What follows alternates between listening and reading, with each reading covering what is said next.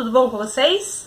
Hoje vamos dar continuidade à leitura de Rainha de Cthulhu. E antes de mais nada, vou pedir o meu like, vou pedir que você compartilhe muito esse vídeo e também se inscreva no canal se ainda não for inscrito e ative as notificações. Assim, o YouTube te avisa sempre que tiver vídeo novo por aqui.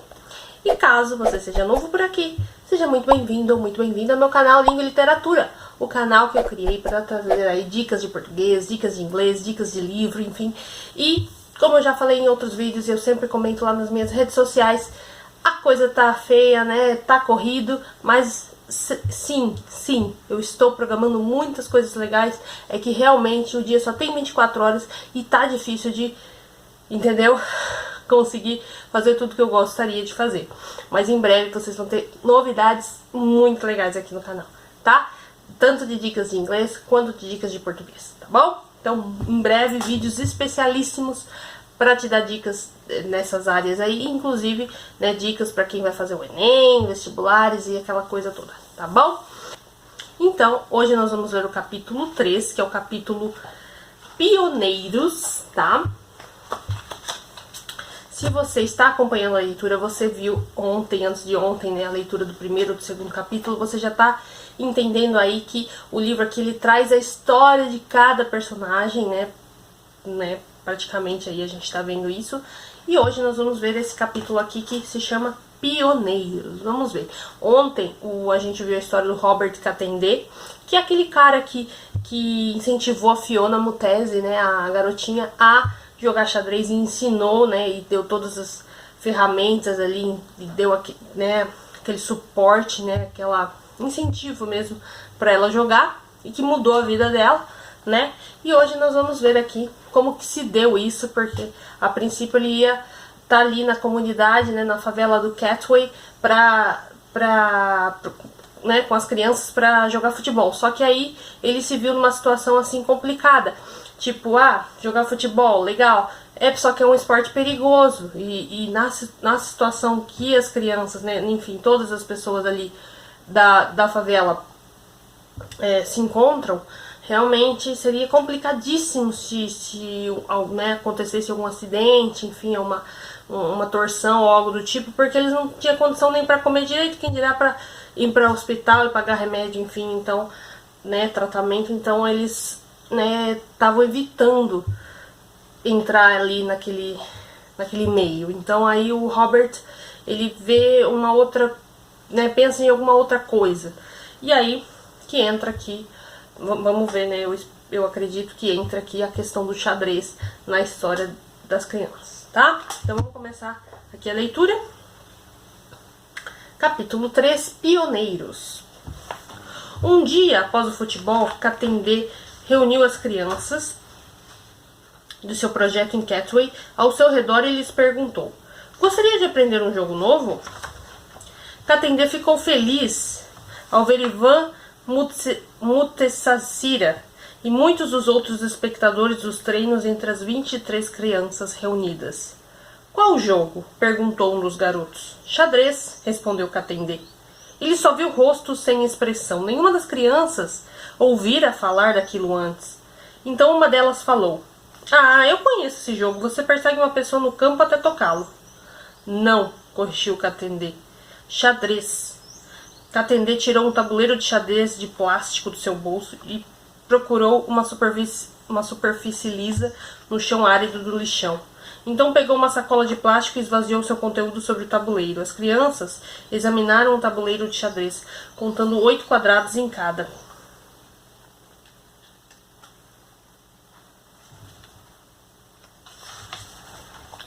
Oito quadrados em cada ponta, 64 ao todo, alternadas entre escuras e claras. Elas contaram as 32 peças, 16 pretas e 16 brancas. Catendê pegou um cavalo e então perguntou a elas o que essa peça parecia. Elas disseram que era uma cabra, relembra Catendê. Afirmei a elas que parecia mais um cavalo, mas elas jamais haviam visto um cavalo. Então a chamamos de cachorro. Imbra, em Uganda. Estávamos apenas nos divertindo. Elas não aprenderam nada realmente naquele primeiro dia. Eu só estava tentando estimular a imaginação delas para que voltassem no dia seguinte animadas para aprender. A sessão de xadrez no dia seguinte começou com uma das crianças perguntando: treinador, como vamos conseguir conhecer todas as 32 peças e saber como elas se movimentam? Katendê bolou um plano. Ele pediu que as crianças agrupassem as peças parecidas, independente da cor. Foram formados 6 grupos. Katendê pegou uma das peças de cada grupo e disse: se aprenderem a movimentar essas 6 peças, terão aprendido a movimentar todas as restantes. E no dia seguinte ele contou a elas o nome de cada peça, escrevendo na terra para dar ênfase. Então pediu aos garotos para escolherem uma peça e compartilharem seu nome. Depois de aprenderem seus nomes, eles falaram sobre a posição de cada peça no tabuleiro. Katendê mantinha as lições lentas, simples. Todo dia depois do futebol, ele dedicava cerca de 40 minutos ao xadrez para tentar evitar potenciais esgotamentos. Katendê não tinha pressa. Aonde mais essas crianças iriam? E no dia seguinte ele começou com o peão. Ele lhes mostrou como um peão pode avançar 1 ou 2 espaços na primeira jogada e depois só um espaço. E então pediu que eles movessem o peão a cada um. E cada um teve a sua vez ao tabuleiro. Finalmente uma criança impaciente exclamou: treinador, só estamos movendo as peças. Ninguém está comendo a peça de ninguém. Katendê pediu que tivessem paciência. E com o tempo eles haveriam aprendido como um peão se movimenta. E então, Katendê lhes ensinou que se captura não avançando direto para frente, mas sim avançando um espaço diagonalmente. Algumas crianças tentavam capturar movendo um peão de maneira que ele deve se mover, e outras moviam o peão de maneira que ele deve capturar, relata Katendê. Havia muita confusão.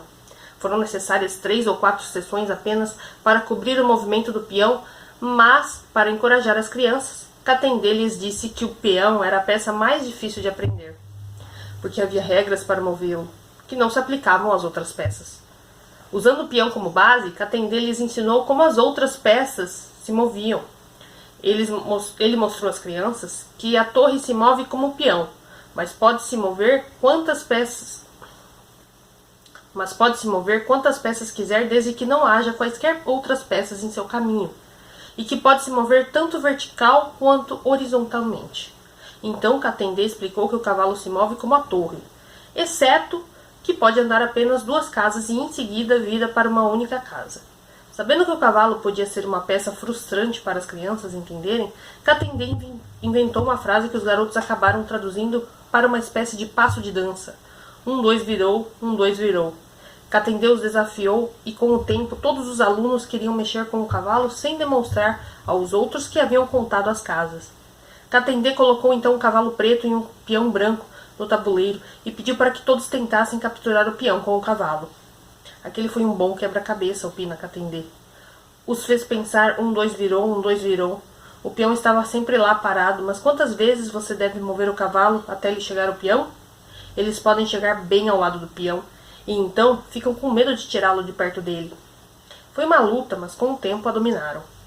Katendê lhes contou que o bispo é a única peça religiosa no tabuleiro, e eles o traduziram para Luganda. Munadini.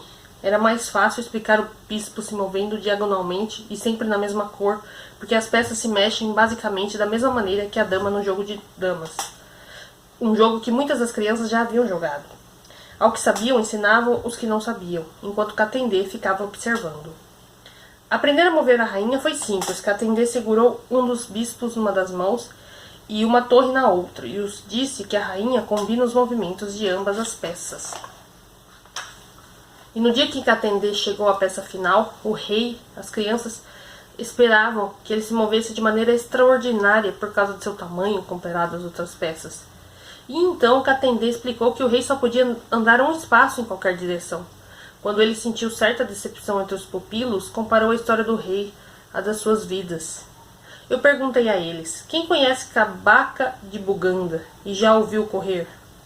Ninguém jamais o vira correr. E eu disse: não é uma pessoa muito poderosa. Ele é um rei. Ele não corre. Ele é um diplomata. Ele só dá um passo e encerra seu movimento. E eles sabiam que Kabaka não corre porque é uma pessoa poderosa, respeitada por todos. Eles viram um rei de uma nova maneira. Conforme as semanas se passavam, com Katendê meticulosamente explicando cada uma das peças, o número de crianças presentes caía.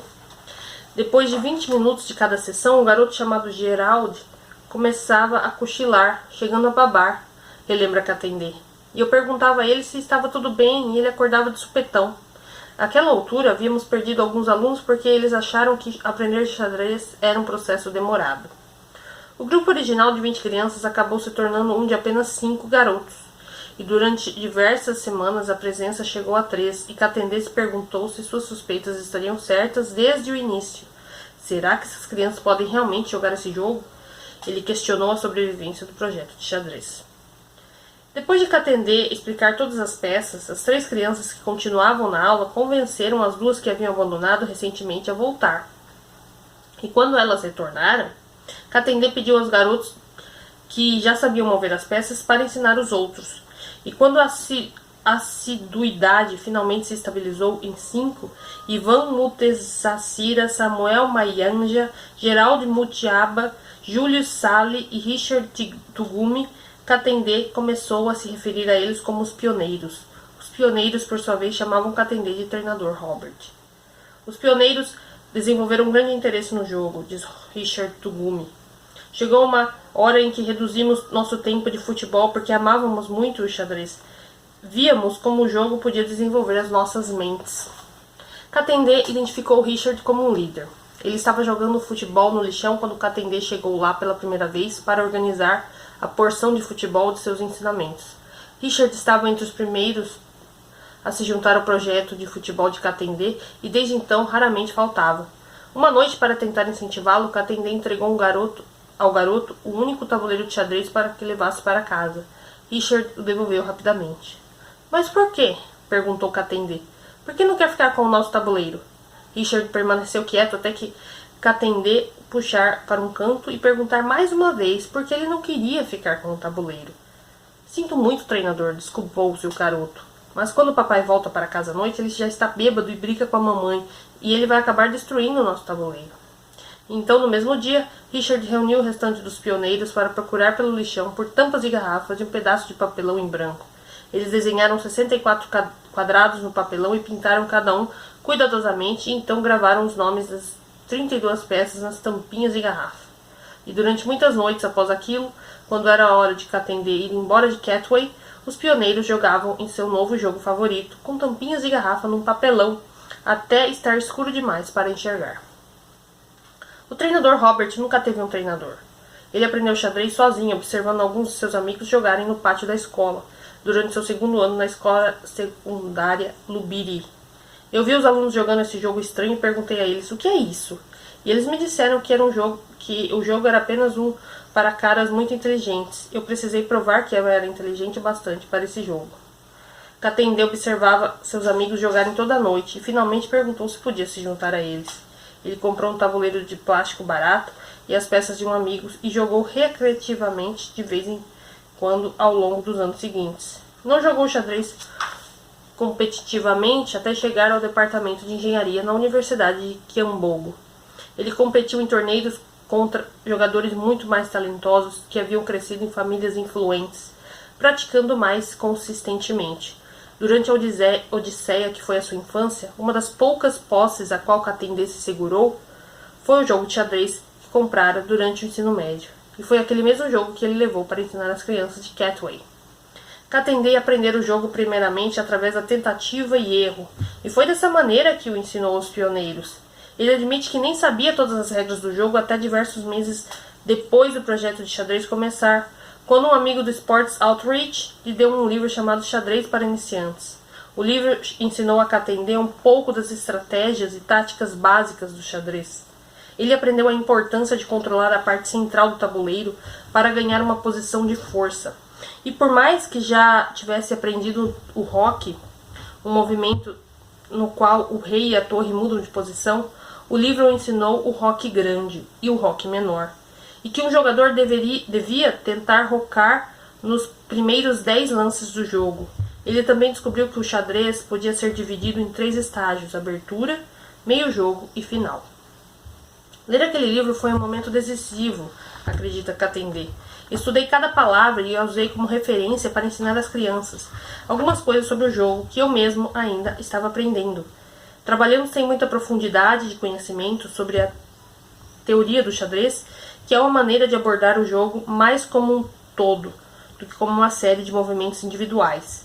Katendê ensinou seus alunos a analisar o tabuleiro e tentar fazer a melhor escolha para cada jogada. A princípio, todos queriam usar cada movimento para capturar, quer fizesse sentido em longo prazo ou não. Pensavam apenas em um movimento por vez. Então Katendê gradualmente os ensinou a planejar, a pensar um lance em frente, depois 2, depois 3 e além. Não gosto de como os jogadores que dizem ter aprendido xadrez através da teoria fazem seus movimentos e não conseguem nem explicar por que sequer fizeram aquelas escolhas, explica Katendê. Meus jogadores precisam ter um motivo pelo qual escolhem cada jogada. Pode ser um motivo ruim, mas pelo menos existe um motivo. Katendê os ensinou a jogar com uma peça de cada vez. Os primeiros jogos dos pioneiros envolviam apenas peões. Depois de aprenderem a torre, as 4 torres foram acrescentadas ao tabuleiro. No começo, eu só os fazia mover uma peça da cor que quisessem, desde que a movessem de forma correta. Não me preocupei com branco, depois preto, depois branco, depois preto. O branco poderia fazer 10 jogadas seguidas sem o preto nem se mexer. Alguém podia passar a rainha para bem ao lado do rei rival. Então, algumas jogadas depois, o rei poderia capturar a rainha. Não era muito rígido. Eu só queria ver se eles conseguiam movimentar as peças corretamente e os deixar descobrir as coisas devagar. Durante os primeiros meses, os pioneiros acharam que o jogo terminava quando um jogador capturava todas as peças do seu oponente. Então, quando Katendê sentiu que estavam prontos, explicou aos pioneiros que o jogo na verdade se ganha quando um rei de um oponente é irremediavelmente encurralado num checkmate, que começa com o aviso de que o rei está em xeque, ou que a Katendê estava de alvo. Ou o que Katendê chamava de alvo.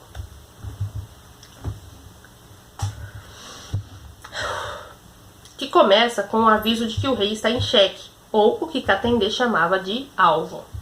Foi um momento interessante para eles quando descobriram sobre o seu rei no alvo. A princípio, foi um grande susto, a respiração deles ficou ofegante. Para onde eu posso correr? O que eu posso fazer? Inicialmente, as crianças tiveram dificuldade com a ideia de que o rei não precisar ser de fato capturado para o jogo terminar. Então Katendê explicou o checkmate com outra história com a qual os pioneiros poderiam se identificar. As crianças me perguntavam: por que eu preciso dizer a você que seu rei está em xeque quando eu posso simplesmente capturá-lo? Diz Katendê. E eu respondi a eles: não, você não mata o presidente é simplesmente preso. Quem é que já ouviu falar de um presidente sendo morto? Ele é uma pessoa importante no país. Você só o prende. É como se você avisar um presidente: você está em perigo. Não tem nenhum soldado para proteger você? E se ele não tiver, então você prende e fim de jogo. Para ilustrar melhor seu argumento, Katendê demonstrou o que é conhecido como mate do louco, que ele aprendeu no xadrez para iniciantes. O termo se refere a uma série de movimentos simples no começo de um jogo que podem rapidamente dar checkmate em seu oponente. Com o tempo, Katendê começou a jogar contra os pioneiros, geralmente revezando-os na cadeira oposta dele, às vezes deixando-os formar times para escolher cada um seus lances, mas sempre explicando o porquê de ter feito aquela jogada, e avaliando integralmente cada movimento feito pelo oponente, enquanto as crianças assistiam com total atenção. Katendê estava sempre procurando maneiras de desafiá-los. Uma vez eu estava ensinando a elas como vencer quando tem só 2 bispos e um rei a seu oponente. Só tem um rei, conta Katendê. Não disse a eles o que fazer, apenas perguntei: qual de vocês pode me colocar em checkmate quando eu só tenho um rei? Jogamos mais de 50 lances e eles não conseguiram. Eles argumentavam: treinador, não é possível. E eu disse a eles que é possível e eu os deixei descobrir como, e eles descobriram sozinhos. Conforme os meses passavam, o projeto de xadrez começou a se expandir ligeiramente para além dos pioneiros, possivelmente pela boca a boca, acho que pela cama de açúcar que se transformara no prato diário de mingau. Katendê começou a perceber as profundas lições que o tabuleiro de xadrez tinha para a congregação dos alunos. Essas crianças da favela, ele era uma criança de favela. A história deles era a sua história. Todos eles haviam estado no alvo por todas as suas vidas. Comecei a entender que o xadrez é a melhor ferramenta para as crianças nas favelas, diz Katendê. Acredito que, quando elas o jogam, podem integrar os princípios usados no jogo às suas vidas. O momento em que o seu oponente se faz uma jogada é como se estivesse colocando um desafio à sua frente. E a questão toda é pensar o que eu posso fazer para vencer esse desafio. É como os desafios que elas enfrentam todos os dias, elas precisam pensar também em como vão superá-los. E eu disse a elas que nunca podem entregar um jogo, nunca desistir, até serem postas em xeque-mate. E aí é que o xadrez é como a vida. É essa a mágica do jogo. Rapidamente tornou-se cada vez mais difícil diferenciar os jogos de xadrez da orientação espiritual que se seguia à frente a ele. Uma questão para se ensinar podia surgir a qualquer momento. Sempre que Katendê via um jogador se frustrando durante um jogo, contava a história bíblica de José. José e seus irmãos eram uma família, e apesar de José não ser uma pessoa mal comportada, eles o tratavam mal. Eles acabaram vendendo-o para trabalhar como escravo. Se José estivesse em busca de alguém a quem culpar, definitivamente ficaria brigado com seus irmãos, mas aquele era o plano de Deus. Ele passou por todo aquele sofrimento, mas era uma conexão com outro nível. Vocês precisam desenvolver essa positividade dentro de vocês para que os problemas não os afetem demais. Em cada desafio, vocês precisam ver qual é a lição contida ali. Por que Deus permitiu que aquilo acontecesse? Como Ele quer que eu cresça com isso? É com resistência? É com tolerância? Você precisa desenvolver esse músculo para tomar uma posição e saber como lidar quando alguma coisa ruim lhe acontecer. Sempre que houvesse uma crise de confiança, Katendê iria contar a sua história favorita sobre o médico incapaz. Pense numa situação em que você esteja doente e precisa ir a uma clínica para se tratar e um médico chega e diz: "Meu jovem, você está doente. Vou te dar uma injeção. Mas não sei se ainda me lembro de como dar uma injeção. Deixe-me ver antes se lembro." Então ele pega uma esponja e tenta dar uma injeção nela e diz: "Acho que me lembro sim." "Certo, vamos à injeção." "Você pode permitir que o médico lhe dê essa injeção?"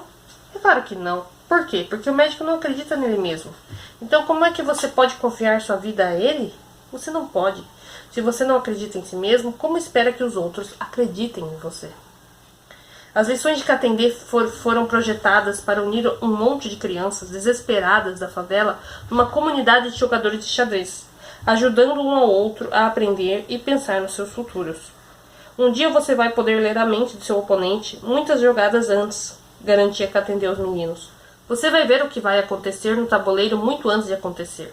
Vocês todos serão profetas." Brian Mugabe estava sentado entre eles naquele primeiro dia no qual Katendê colocou o tabuleiro de plástico sobre a terra e derramou as peças sobre ele. Brian estava jogando no projeto de futebol desde o começo, quando tinha cerca de 11 anos de idade, fugindo de suas tarefas sempre que podia, sob o risco de apanhar de sua mãe.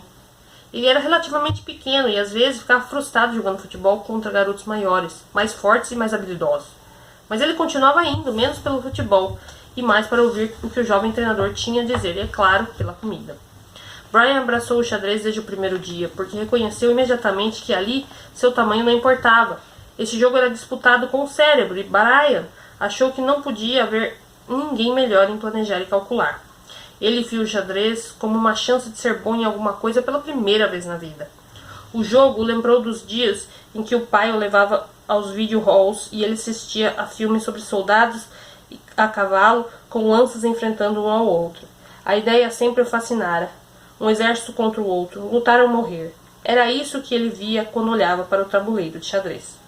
Brian fugia para o projeto de xadrez sempre que possível durante os primeiros meses.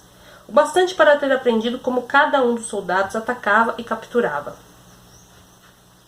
Mas não o bastante ainda para comandar o seu exército como um todo com sucesso. Uma noite depois do xadrez, estava indo para casa. Ele foi atingido por uma bicicleta. Brian caiu e se machucou feio. Ele teve que ser levado no colo até sua casa e naquela noite notou sangue em sua urina.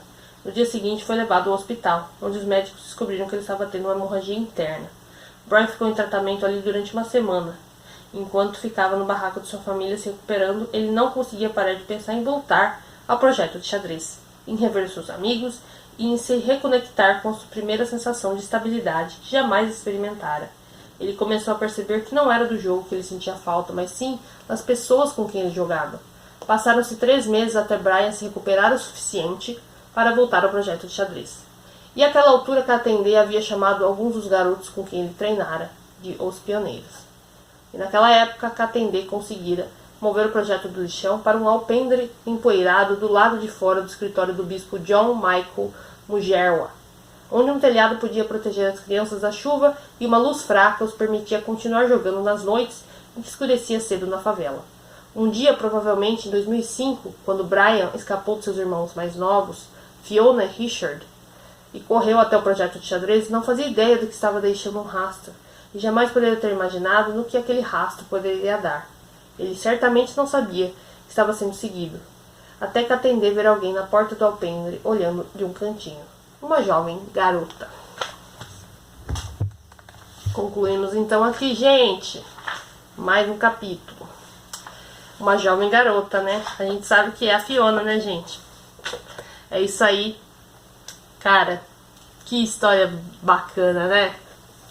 Muito legal. E a gente vê aqui que né, fica visível aqui que, né, essa iniciativa, né, essa oportunidade que foi dada para essas crianças, dessa favela, dessa comunidade, é um divisor de águas, de fato. E você vê aí que as crianças, né, não foi tão, né, não foi aquela boom no início, mas devagarinho foi, né, começando a dar certo. E teve aquelas que ficaram desde o começo e tal, e a gente vê que desenvolve e é muito legal mesmo. Tô adorando essa história e eu espero que vocês também.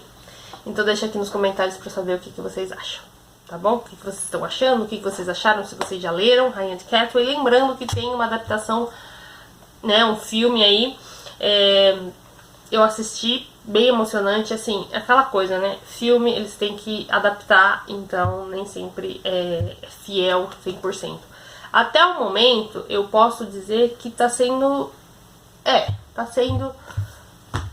tá batendo, né, uma coisinha ou outra que eu acho que eu já percebi que é diferente, mas assim, tem que concluir a leitura para poder fazer uma comparação aí de verdade. Mas é isso, gente, eu espero que vocês estejam gostando. Então, amanhã eu volto com mais um dia de leitura, tá? E cara, se você me segue nas redes sociais, né, me curte lá também. Se você ainda não me segue, tá tudo aqui na descrição do vídeo, tá bom? E não se esqueça que dia 20 nós temos uma live muito especial, né, a partir das 6h30, com as minhas amigas Laís, Safira e Manuela, né, nos canais Fases de Safira, Colecionando Planetas e Alguém Viu Meus Óculos, tá? Além de muitos convidados especialíssimos, tá bom? Então, um beijo pra vocês, gente, e até o próximo vídeo. Tchau, tchau!